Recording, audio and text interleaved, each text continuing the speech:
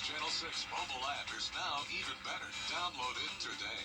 Hey, Green Jackets fans. When you're at the plate, there's nothing worse than striking out without ever swinging. You gotta make the most of your chances. And after a car accident, you can't just sit back, let life throw heaters at you, and do nothing. Call Austin Jackson, the official injury lawyers of the Augusta Green Jackets. The Live 5 for 6 mobile app. Download it today. Right now on News Channel 6 at 5, two former fire chiefs in hot water. Why they found themselves behind bars as your News at 5 starts now. Live from Television Park, this is WJBF News Channel 6 at 5.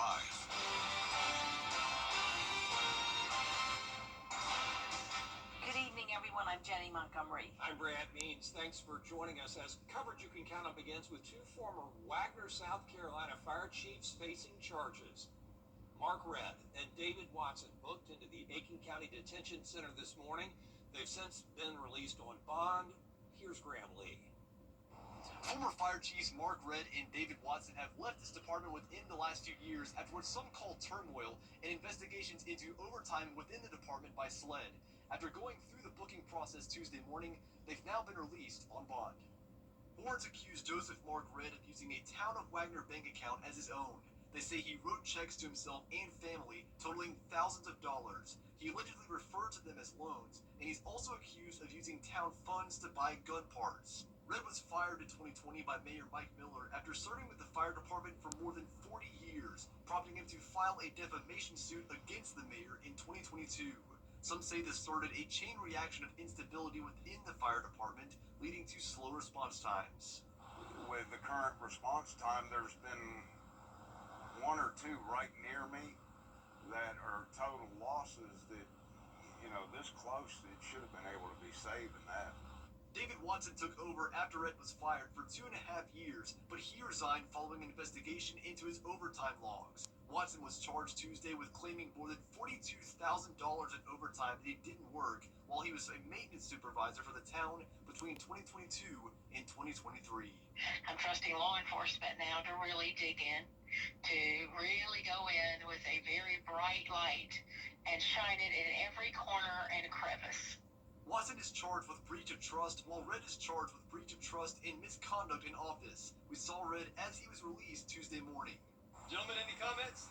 While he did not respond to questions, this all comes just days after the town appointed Hendrik Swanepoel as the new fire chief, who is working to get operations running once again. Right now, we are getting Sally, New Orleans, Oller Creek is covering Wagner until we get all the documents, because we cannot respond right now without the right documentation.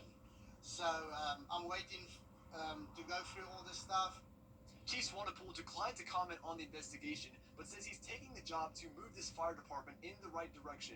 A court date is set for Redd and Watson on October 24th. In Wagner, Graham Lee, WJBF, News Channel 6. It is time now for our first check of the weather. Chief Meteorologist Jenna Petracci and those pop-up showers joining us now. Jenna? Yeah, not a washout today, but our southern line counties are seeing a decent amount of rain. So right now on Live Viper 6, you can see showers and storms from Burke County down to the south. And then check out the Atlanta metro. Tons of storms and a lot of lightning. So some stronger activity in that direction. But here in town, we are seeing just spotty activity in Burke County and then down in Jenkins as well. And then further off towards the west, a few showers and weak storms here and there around Jefferson County and over towards Washington. Here's a look at our Terry Lambert Hyundai Skyview cam. Very poor visibility with that rain coming down in Atlanta. But as for our temperatures here in Augusta and the CSRA, we are cooler than yesterday by at least around 2 to 4 degrees. And you can see for the month of August so far, we have had a lot of below average days. The last several days have been near average, but I'm expecting those temperatures to be below average as we go into this weekend and even into early next week. So not a lot of above average days lately. And right now our temperatures are only in the mid 80s in some spots like Aiken and Thompson, checking in at 86. Augusta's at 89, and we do have some hotter spots like Wrightsville at 92. Now looking at those winds, they're coming in from the northeast. That's bringing in the cooler air, just a light breeze at 8 miles per hour in Aiken, 7 in Edgefield and Evans. And for the rest of your Tuesday evening, we'll keep the chance of some spotty showers and storms in the forecast as we go down to 80 degrees by 9 p.m. And looking ahead, tomorrow will be a mostly dry day, but but a few more storms expected Thursday, and then it looks like it could be a washout on Friday. I'll have a look at your futurecast coming up, and back to you, Brad. Jenna, thanks. A request from South Carolina could change USC, Aiken. What new changes are coming to campus right after the forecast? And tomorrow is going to be sunny and hot, but then the temperatures take a big dip this weekend as rain chances go up. I'll have a look at your futurecast and your full 10-day forecast when we return. Weather headlines on WJBF News Channel 6. Brought to you by Southpaw Roofing. Roofing done right. A car wreck can happen in a snap, but did you know you can get your case started? Hey guys, it's Anna Christina here for Roof Savers, and we're proud to introduce our proven, lab-tested, patent-pending Renew It 17, the only asphalt shingle preservation product that provides 17 continuous years of coverage for your roof with just one application and one treatment. Renew It 17 has been rigorously field tested and proven effective on over 1 million square feet of surfaces across the United States. If you're concerned about the age of your roof, leaks, black streaks, or the little tiny rocks from your roof ending up in your gutters or driveway, we're here to help. The Roof Savers 3-step process includes a comprehensive roof tune-up to address nail pop-ups and replace missing shingles. We then soft wash your roof to remove algae and black streaks. Finally, we apply patent-pending Renew It 17. And Roof Savers is the only asphalt shingle roof and multi-surface technology company tested and approved by the Wounded Warrior Program. America's #1 choice for roof preservation. Roof Savers. Save your roof, save your money. I'm Mike Costello of the Mike Costello Law. Now, your most accurate forecast with WJBF Live Viper 6. Welcome back. Here's the latest on Live Viper 6. North of I-20, we are completely dry, but south of the interstate, we are seeing some isolated showers and storms. Nothing severe, but some heavy downpours here and there, some thunder and lightning.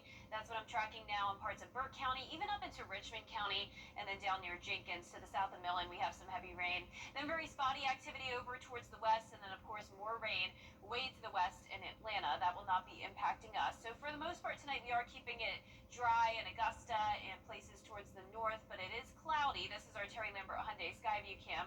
Clouds are limiting our temperatures today. We're only topping off in the 80s in a lot of places. Still feeling like 99 though because of high humidity. Dew points are in the 70s. But we have a north wind up to 7 miles per hour, and that's bringing in some cooler air from the north. So notice some places are down to even the lower 80s, you could say, in Washington at 84, 87 in Waynesboro, 90 though in Allendale, 91 in Sylvania, and 90 in Wrightsville. Now on our satellite and radar, we have this ridge of high pressure in control, and that is helping to keep Hurricane Erin away from us. So this is a key player in the forecast here.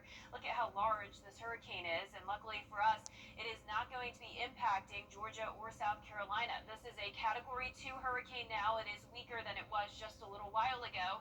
Winds are down to 105 miles per hour, and that high pressure that we're watching and another area of high pressure near Bermuda is going to help to steer Erin eventually off towards the east. So right now it's moving a little bit towards the west. It's going to take that eastward turn, and it will be impacting our coastline still, and especially up towards North Carolina.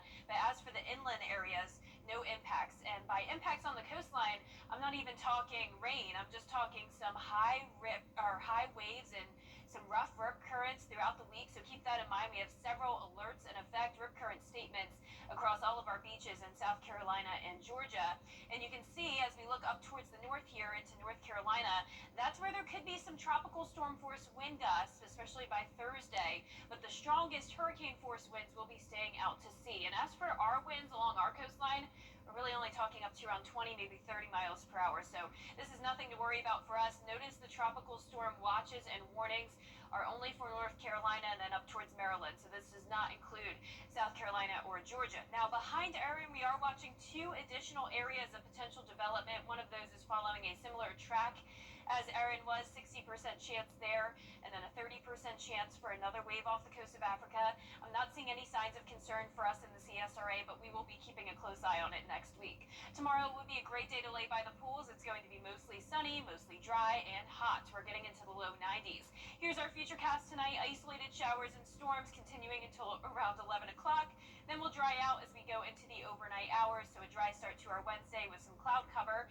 Then as we get to the afternoon, some sunshine and just around a 10% chance of rain. Dry again as we go into Wednesday night through Thursday morning, and most of Thursday is looking dry as well.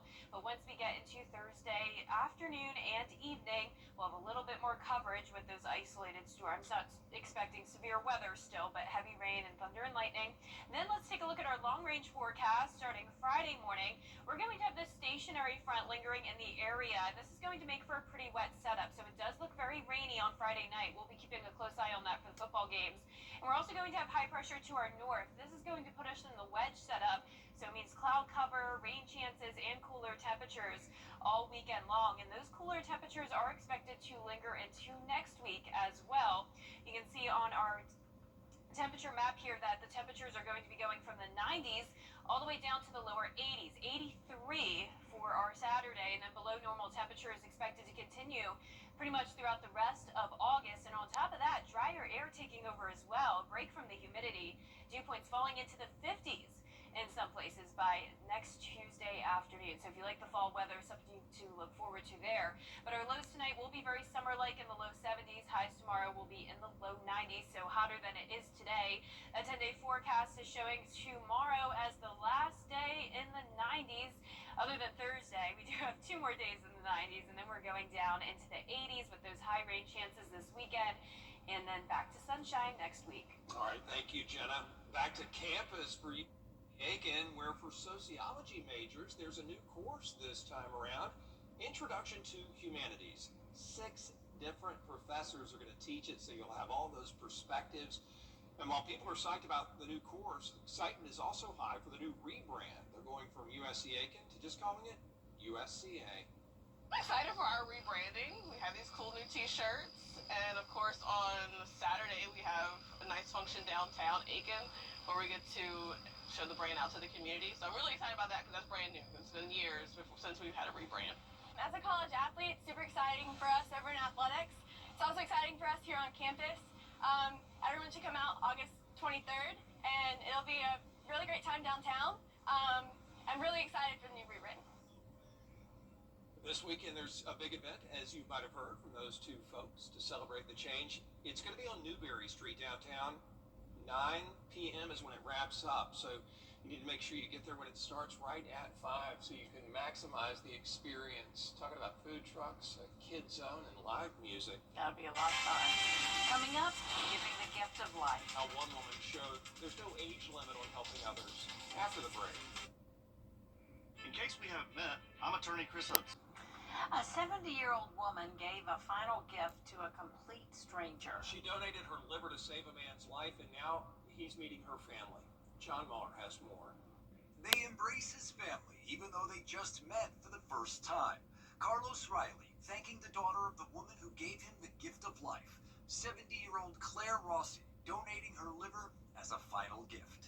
She was like my angel. Just put it that way. She was my angel. She saved my life, in combination with the doctors. It's like a team. The 70-year-old mother, grandmother, and great-grandmother from Patchogue, Long Island never met the man she saved. But her family says gift-giving was her life's love language. Oh, I know she's smiling, and I know she's happy, because this is something that she really just loved to do all her life. So, and I'm glad that she was able to save somebody else's life and live on. The families are brought together by the organization Live On New York. They point out more than 30% of the lives they've helped save were from organ donors over the age of 60.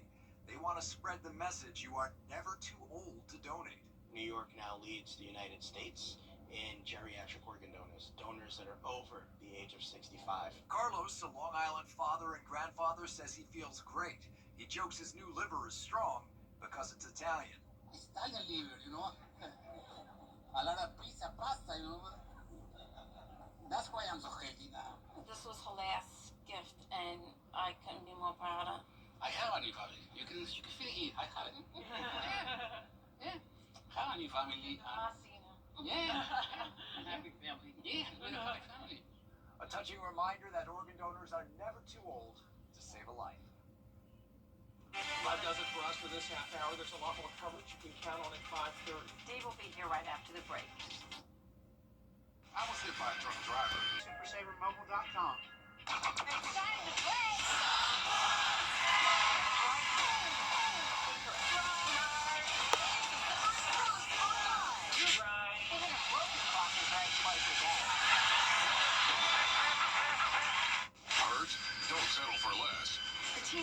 Sinks took care of everything.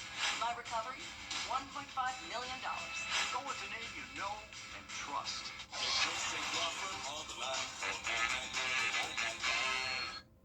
The Live Viper 6 Skyview Network, sponsored by Terry Lambert Hyundai. Live from Television Park, this is WJBF News Channel 6 at 5:30.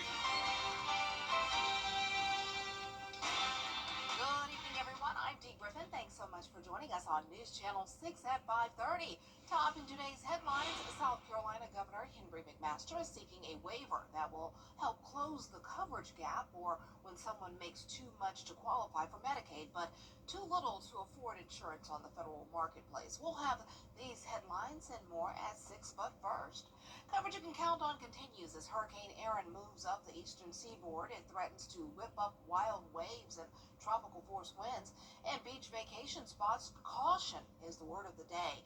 Victor Okina has the latest. A warning up and down the East Coast. Even though it is not expected to make landfall, do not take this storm lightly. Hurricane Erin will make its closest approach to the coast around Wednesday or Thursday. Coastal flooding, dangerous surf, ocean overwash, and beach erosion are expected from Florida all the way up to Maine. Evacuations ordered along the Outer Banks in North Carolina as authorities warn that Hurricane Erin could churn up dangerous rip currents and swamp roads with waves up to 15 feet. We recently came under a storm surge watch in Dare County. 2 to 4 feet is about here on this pole. It could flood cars, it will flood roads, it'll put your life at risk. While some beachgoers are trying to enjoy the sun while it lasts, most residents and vacationers have hastily packed up to get out of North Carolina's barrier islands before the storm hits and the roads become impassable. But overall, it's a disappointment that we have to leave early, but more important is our family's safety. The Pentagon today releasing these images of members of the Air Force Reserve hurricane hunters dropping ocean buoys from an airplane to gather data on the storm. Red flags out on beaches in Delaware and New Jersey, where swimming is also banned due to the rough surf as Erin inches northward. Please, please, please take this seriously. Particularly push back on complacency, on the human nature of, gosh, it's beautiful outside, let's sneak a quick dip in the water. This is not the week to do that. The most dangerous effects are expected between this evening and Friday.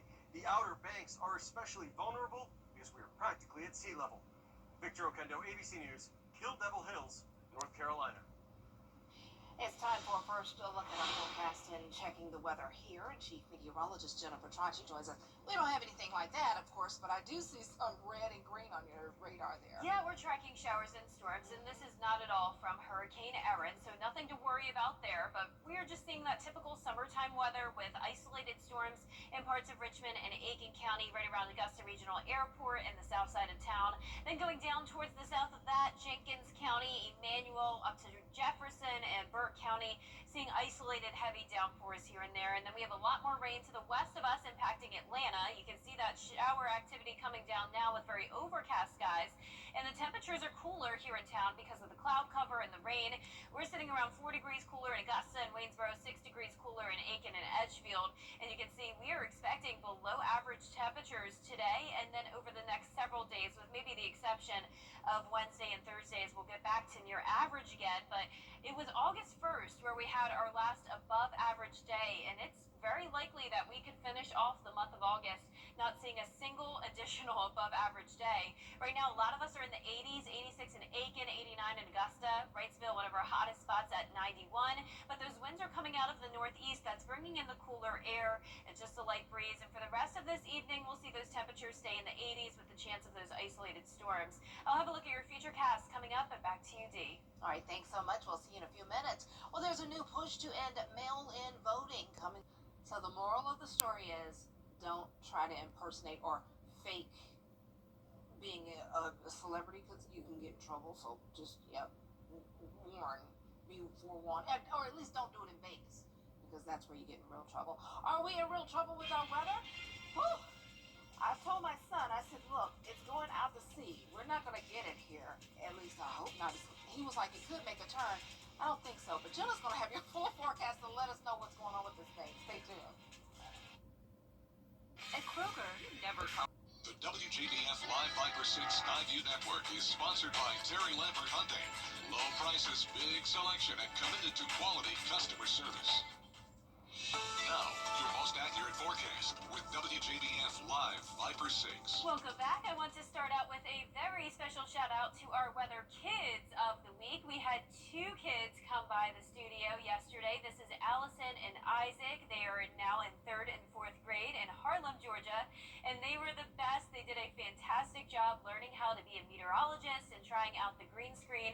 They didn't originally want to be meteorologists one day, but I think I may have changed their mind. So thank you so much for coming by. It was great meeting you two, along with your parents and grandparents. But right now on Live Viper 6, we are seeing some rain here and there. It's not a washout, but notice we do have spotty showers there in Richmond and Aiken County. Then down towards the south, we're seeing more widespread rain, heavy downpours here in Emmanuel County. This started in Jenkins, and it's moving off towards the southwest. But here's a really cool view on our Terry Lambert Hyundai Skyview cam of some very high waves at Daytona Beach, Florida, and even up towards the Georgia and South Carolina coastline. We're seeing some high waves as well, nothing as significant, but of course we are tracking Hurricane Erin, which we'll take a look at in just a moment. 89 degrees here in the CSRA, feeling like 99, a little bit cooler today thanks to a north wind. So north of I-20, some places are in the mid-80s. Down towards the south, we're seeing some low 90s. Now our satellite radar is showing this area of high pressure. That is going to help to steer Hurricane Erin away from us. This is a very large storm, and that's why it's impacting the entire eastern seaboard here. Right now, as of the 5 o'clock update, winds are at 105 miles per hour. It's now down to a Category 2. This was a major hurricane yesterday. And you can see on top of that high pressure over the United States, we also have high pressure in the Atlantic, and Erin is taking a track in between both of those. And that will lead to those high waves over the next few days across the Georgia and South Carolina beaches, and then all the way up towards the northeast. So for our area, we have a small craft advisory.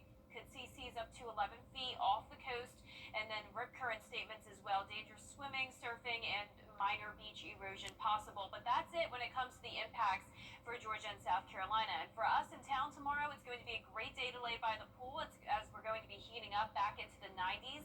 You can see tonight spotty showers will continue.